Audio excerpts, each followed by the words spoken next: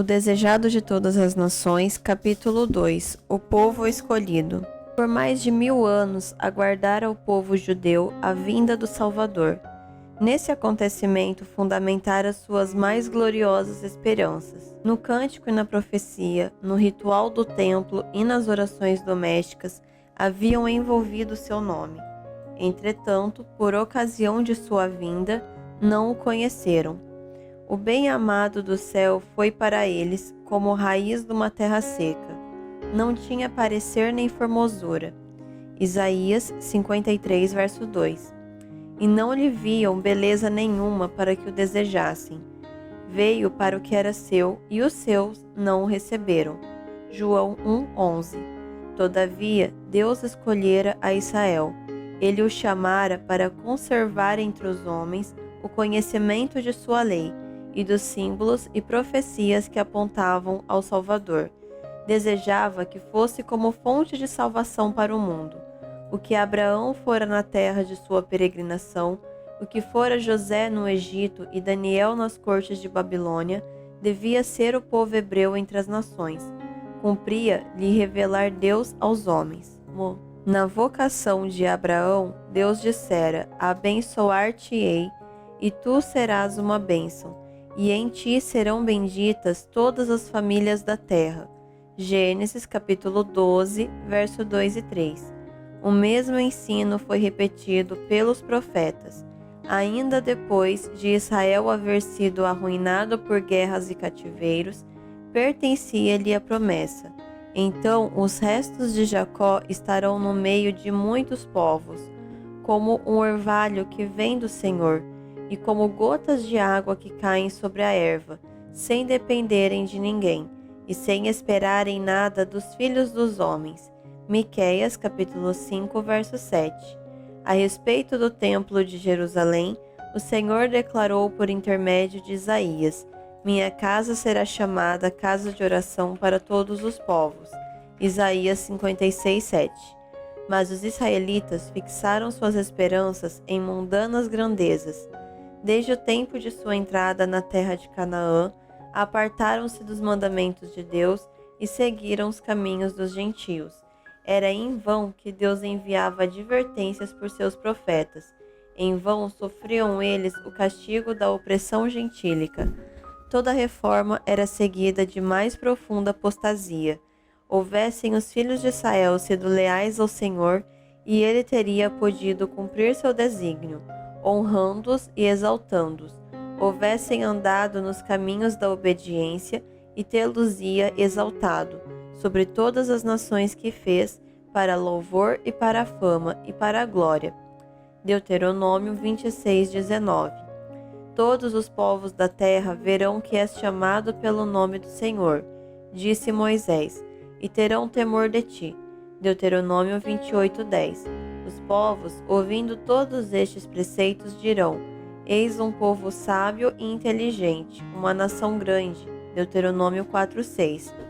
Devido à sua infidelidade, porém, o desígnio de Deus só pôde ser executado através de contínua adversidade e humilhação. Foram levados em sujeição à Babilônia e espalhados pelas terras dos pagãos. Em aflição, renovaram muitos sua fidelidade ao concerto de Deus. Enquanto penduravam suas harpas nos salgueiros e lamentavam o santo templo posto em ruínas, a luz da verdade brilhava por meio deles, e difundia-se entre as nações o conhecimento de Deus. O pagânico sistema de sacrifícios era uma perversão do sistema que Deus indicara, e muitos dos sinceros observadores dos ritos pagãos aprenderam dos hebreus o significado do serviço divinamente ordenado, apoderando-se com fé da promessa do Redentor. Muitos dos exilados sofreram perseguição. Não poucos perderam a vida em virtude de sua recusa de violar o sábado e observar as festividades pagãs. Quando idólatras se levantaram para esmagar a verdade, o Senhor levou seus servos à presença de reis e governadores, para que estes e seu povo pudessem receber a luz. Repetidamente, os maiores reis foram levados a proclamar a supremacia do Deus a quem seus cativos hebreus adoravam. Mediante o cativeiro de Babilônia, os israelitas foram realmente curados do culto de imagens de escultura. Durante os séculos que se seguiram, sofreram opressão de seus inimigos gentios, até que se firmou neles a convicção de que sua prosperidade dependia da obediência prestada à lei de Deus. Mas com muitos deles a obediência não era motivada pelo amor. Tinham um motivo egoísta. Prestavam a Deus um serviço exterior como meio de atingir a grandeza nacional. Não se tornaram a luz do mundo, mas excluíram-se do mundo a fim de fugir à tentação da idolatria. Nas instruções dadas a Moisés, Deus estabeleceu restrições à associação deles com os idólatras. Estes ensinos, porém, haviam sido mal interpretados. Visavam preservá-los contra as práticas dos gentios, mas foram usados para estabelecer uma parede de separação entre Israel e todas as outras nações. Os judeus consideravam Jerusalém como seu céu e tinham reais ciúmes de que Deus mostrasse misericórdia aos gentios. Depois da volta de Babilônia, foi dispensada muita atenção ao ensino religioso. Ergueram-se por todo o país sinagogas nas quais a lei era exposta pelos sacerdotes e escribas, e estabeleceram-se escolas que, ao par das artes e ciências, professavam ensinar os princípios da justiça. Esses agentes perverteram-se, porém. Durante o cativeiro, muitos do povo haviam adquirido ideias e costumes pagãos, os quais foram introduzidos em seu culto. Conformaram-se em muitos aspectos com as práticas dos idólatras. À medida que se apartavam de Deus, os judeus perderam de vista, em grande parte, os ensinos do serviço ritual. Esse serviço fora instituído pelo próprio Cristo. Era, em cada uma de suas partes, um símbolo dele, e mostrara-se cheio de vitalidade e beleza espiritual. Mas os judeus perderam a vida espiritual de suas cerimônias, apegando-se a formas mortas. Confiavam nos sacrifícios e ordenanças em si mesmos, em lugar de descansar naquele a quem apontavam, de suprir o que haviam perdido. Os sacerdotes e rabis multiplicavam exigências por sua conta, e quanto mais rígidos se tornavam, menos manifestavam o amor de Deus. Mediam sua santidade pela multidão de cerimônias, ao passo que tinham um coração cheio de orgulho e hipocrisia. Com todas as suas minuciosas e enfadonhas imposições, era impossível guardar a lei.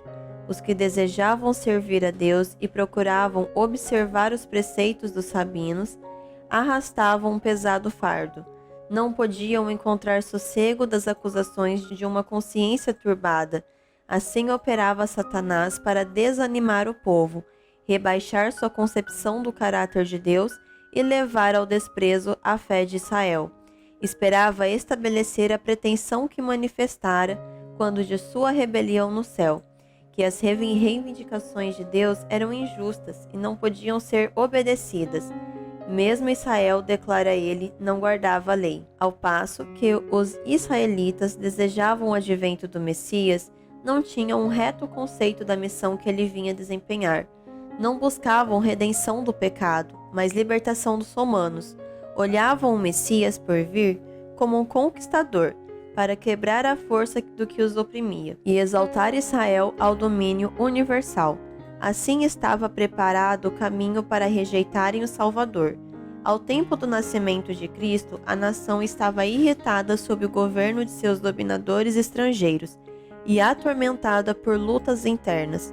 Fora permitido aos judeus manterem a forma de um governo separado, mas coisa alguma podia disfarçar o fato de se acharem sob o jugo romano ou reconciliá-los com a restrição de seu poder.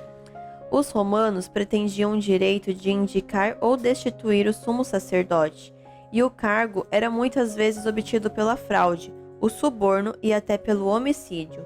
Assim, o sacerdócio se tornava mais e mais corrupto. Todavia, os sacerdotes ainda ostentavam grande poder e o empregavam para fins egoístas e mercenários. O povo estava sujeito às suas desapiedades exigências e era também pesadamente onerado pelos romanos. Esse estado de coisas causava geral descontentamento. Os levantes populares eram frequentes. A ganância e a violência, a desconfiança e a apatia espiritual estavam corroendo o próprio âmago da nação. O ódio dos romanos, bem como o orgulho nacional e espiritual, levaram os judeus a apegar-se ainda rigorosamente às suas formas de culto. Os sacerdotes tentavam manter reputação de santidade mediante escrupulosa atenção às cerimônias religiosas. O povo, em seu estado de trevas e opressão, e os príncipes, sedentos de poder, ansiavam a vinda daquele que havia de vencer seus inimigos e restaurar o reino a Israel. Eles tinham estudado as profecias, mas sem percepção espiritual. Esqueciam, portanto, os textos que apontavam a humilhação do primeiro advento de Cristo e aplicavam mal os que falavam da glória do segundo. O orgulho lhes obscurecia a visão, interpretavam a profecia segundo seus desejos egoístas.